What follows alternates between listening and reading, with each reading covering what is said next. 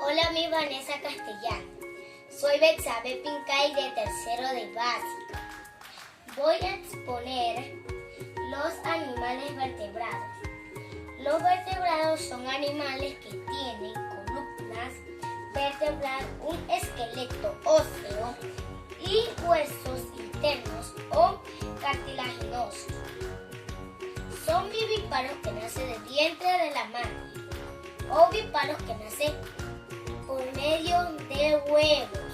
Se clasifican en 5 grupos que son mamíferos, aves, reptiles, peces y anfibios.